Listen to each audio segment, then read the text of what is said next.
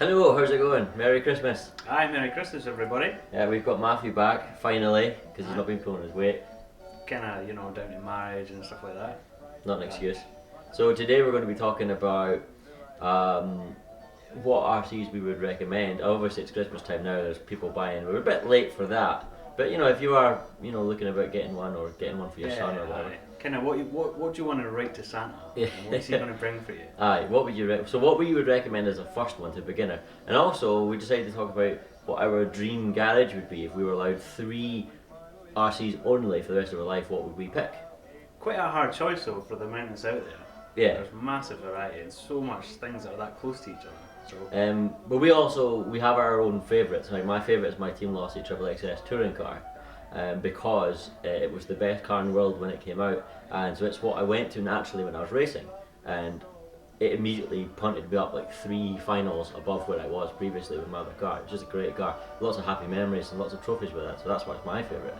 yeah, my personal favourite would be my TC3, because nothing to do with Mike sold it to me for 25 quid, but always kind of wanted it when I was younger. When I got it, it just handled amazing, and it was just so good. And I've done so much work to it, so yeah, it's my pride and joy.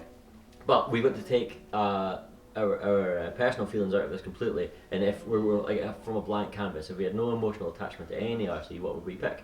So what would we recommend? So moving on to our first agenda, what would we recommend as a very first RC to someone starting out? What we've done is we've written it down so that we can't cheat and copy each other.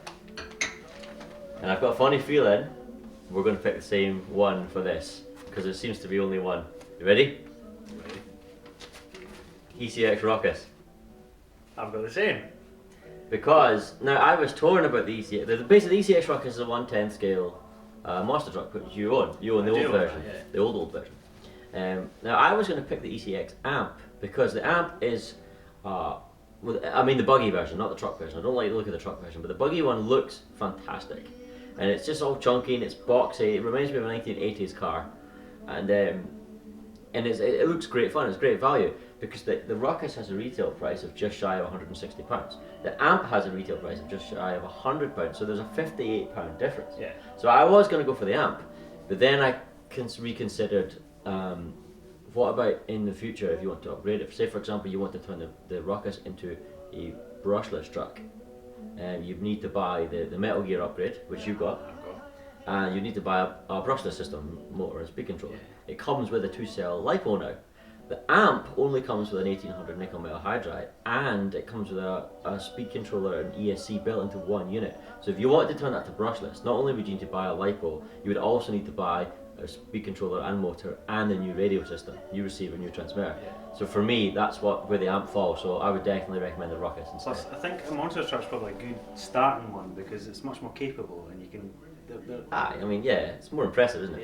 Yeah, aye. It's got a bit more presence to it than an Amp.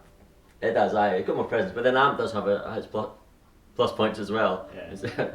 Put me to the side there, because obviously buggies jump level and they handle better in the corner fast and all the rest of it. So that's that. But let's get on to also before we move on. Have you seen the new paint job on the Ruckus, the orange and black one? Oh, so nice. The new orange and you need to check that out. My favourite one on the latest model was the charcoal one, but then I seen the green and awesome black as well, one. That was yeah. smart as well. But there's orange and black, or like blue and silver, which isn't as nice. But anyway, on to if we had a garage of 3, our dream garage of RC cars. Yeah. Right, so, do you want to go first? I'll go first. Okay. See, what I decided is I would go for the all singing, all dancing Lossy 5T, just because it's such an impressive piece of kit, and I would just love to have that. But unfortunately, ultimate cost, RC. It costs a fortune. They do. But that's why it's a dream. And also, you have a problem with the 5T in that where the hell do you use it? Because people get annoyed at you because of the size of it and the noise it makes with it. Or no, you would get yours. Did you brushless yours? I think I would, See, I wouldn't if I had a 5T. I would upgrade I would get a new, stronger 2-stroke motor, 2-stroke engine. Yeah. I quite like the power you get out of a brushless system. Yeah. And it's, well, I mean, you wouldn't get any noise complaints either. No, you wouldn't, that's true. But you would get complaints ripping up the grass. It'd be fine. I would go for a Lossy 8. Now, I am undecided if it would be the 8T or the 8 normal, the buggy one. I've always loved the T, and I've always leaned towards the T, but buggies have grown on me of late. They really have. I love the way the buggies handle and the way they look and the way that's just. But then the 8T is a racing platform anyway, so it's going to handle well. It's going to corner well. For me, the 8's great because the 8's great. Because it's not only a racing chassis that handles great and it can be adjusted and get it dialed in, but it's also tough as nails, and you jump it and ramp it and take it to a skate park. Take it your view on buggies has changed then, because remember the first time you bought a buggy, you wanted to wheelie it. I want to wheelie. I actually ended up wheeling my Mad Rat, but I had to undergear it like a beast. Done like I had top speed of 5 mile an hour. Right, moving on. You can go next. Proline Pro MT, because I actually have one, so I'll just have my Proline Pro MT. I love 1/10 scale monster trucks, rear wheel drive monster trucks. They're just a laugh. They're just about hiking it off of ramps and pulling wheelies and being daft and doing stunts. And if you're going to have one, you might as well have the best one. And the best 1/10 scale rear wheel drive monster truck is the Proline Pro MT. Simple as that. That's a good choice, but I would go for something different. I would go for the Losse LST XXL2. Clearly not showing that in the camera. Sorry, that. Just because I love the look of it, and it's just such an impressive vehicle that it comes. Does it come in brushless? It doesn't come in. It does. There's a brushless version and a nitro version and a 2-stroke petrol version. So it's an impressive vehicle, but it's something you wouldn't really have to upgrade because it comes out and it's spot on as soon as you get it. So there's not really much you would have to do to that. And which version would you go for? The brushless one? I'll go for the brushless. Yeah, it's so awesome. Yeah. So awesome. Although I must say I prefer the looks of the petrol one, the sort of white and red paint job. The brushless one looks too much like the American flag. It doesn't really appeal to me very much. That doesn't bother me so much because you'll only be seeing a flash going past you. That's anyway. true, aye. It doesn't really matter. And it'll be caked in mud anyway, so it doesn't really matter. Aye. So it's a 4-wheel drive, 1/8 scale, beast, huge, massive, huge. awesome. Right. Last shout. Last shout. Yeah, you can go. Well, because it was a 3 sort of your dream vehicles, these are both the top 2 were the really quick and powerful vehicles. The next thing I wanted to go for was something a bit more slow pacey. You could spend hours doing and not have to worry about it. So I went for a Vetera Ascender, so I could be scrambling about rocks or taking it through the forest and stuff like that, and just having a great time. You could be out there for hours enjoying it. Yeah. And it's such a capable vehicle.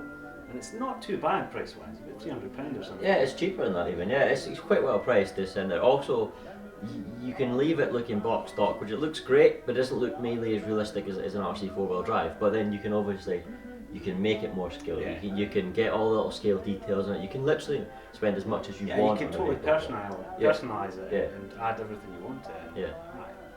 Well, I've gone for something similar, but of a different ilk. I've gone for the RC 4-wheel drive Galanda 2, which is the Defender, the hard-bodied Defender. Now, I was torn between that and the G-Made Komodo. I actually want both. To be fair, I want everything on this list, apart from the Proline, which I have. But if I had an RC 4-wheel drive Galanda 2, I'd still want a Komodo, and if I had a Komodo, I'd still want the RC 4-wheel drive. The Komodo is ultimately more capable, a bit like your Vetera Ascender. Yeah. More capable at the top, at the very limits of what they can do. But the RC 4-wheel drive is more realistic. And it's the scale appeal to me. Yeah. It'd be much more of a feat though as well, as if you challenge something, or like say I was going with my Vetera, and if you'd done it as well, you could say, for something that's not as capable. It's not. Yeah. I mean, when you say it's not as capable, it's still very capable. It's actually better made than any of the other one. The Axials, the G-Made, the Vetera. The RC 4-wheel drive is better made, better machined, but because it's really focusing on the realism, it doesn't quite have as much articulation. The suspension is more realistic. It has a hard body, so it's a very high centre of gravity. It's a much heavier unit. But it's just just more skill involved when using it. And there's more skill involved in building it as well. It's just it's the ultimate scale model. Yeah. Whereas the Vetera is more of an RC car, if that makes sense. It's an RC model. It is. I'm splitting hairs here, but you probably get what I'm saying. So that's basically our dream garage. Dream garage, yes. Yeah. So if we had the money for it, or what would you have, Len? Tell us in the comments or whatever. Yeah, what would your dream, if you had 3, say you had 3 and you could only get away with 3, and what would you have? And what configuration? Yeah, it doesn't matter about the price of that, it's just your absolute dream. And again, if you are looking at getting into the hobby, have a look at the ECX Ruckus. Have a look at the amp as well, but it's not as upgradable readily. It'll cost you more to get it to a high spec brushless than the Ruckus would. But you know, maybe you like the look of it. I really like it. I actually want an amp. Aye, I really they're do. nice, I they're want nice an like amp, that, yeah. but I can't justify it because I have a mad rat. The other thing I would say about these sets ruckus is it's such a durable track. You're right, good. I've given mine hell, and the only thing I can actually say about it is the drive shafts. But I've replaced them; they're solid now. Yeah. But yeah, that was the only issue I had. Once you upgrade it to brushless and put them in. And obviously the new one has stronger drive shafts anyway, it because he's does, got the first one. I've got the original. Yeah, Yeah. it came with that. The ugly duckling. Yeah, aye, Yeah. the ugly shape. But having said that, the amp as well, like Big Squid were reviewing the amp. You know what Big Squid are like. Yeah, aye, yeah. And they had a head-on collision with the amp and a brushless short course truck, and the short course truck suffered more damage. That's saying something. That really is. Yeah. Short course trucks are big. I think it was a 1/8 as well. It might be a 1/10, but it was a lot bigger than the amp. Right. Anyway, have a great Christmas, everybody, and a great New Year. And we might come back before New Year. I don't know. It depends if we're too drunk to do stuff. Well, we'll try our best. Yeah. And we'll see if our Santa hats are still in one piece. Right. See you later. Have a Right, good thanks one. very much, guys. Bye.